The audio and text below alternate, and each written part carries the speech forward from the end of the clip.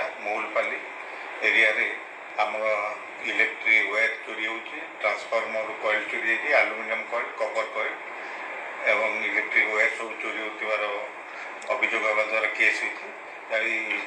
electric department लिखित अभियोग को भित्ति कर कुचिंडा थाना तीनोटी केस चोरी केस होता एवं जमनकीरा गोटे होता महुलपाली दुईटा होता बर्तमान आम तदंत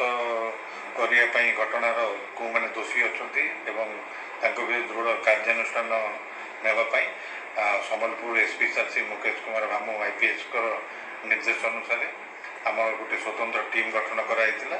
जो टीम गठन कर विभिन्न जगार अनुसंधान कले अनुसंधान आम जाना पाइलु जे गत काली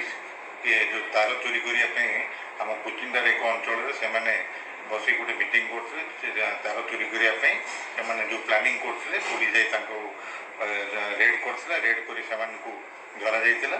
से धरा आम जानलु जे विगत 5-6 मास जो चोरी होती टीम टी से इनवल्व अच्छा सुशील कुमार पांडे जी जड़े गुपचुप बेपारी अच्छा जड़े मनोज कुमार राय कबाड़ी दुकान जी कर जमनकीरा से गोटे कन्स्पिरेसी करते सुंदरगढ़ आमर मीनकेतन ओरा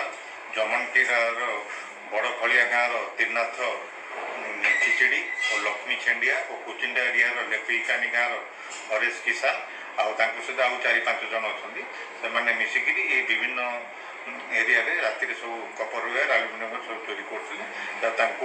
पुलिस रेड कर 10 क्विंटाल एल्युमिनियम वेयर जबत कर सहित 3 केजी कपर वेयर एवं 3टा मोटरसाइकेल जबत होती व्यतीत कटर 3टा कटर मिली हैंड ग्लोव्स जबत कराई बर्तमान से सब आसामी मान आज आम अरेस्ट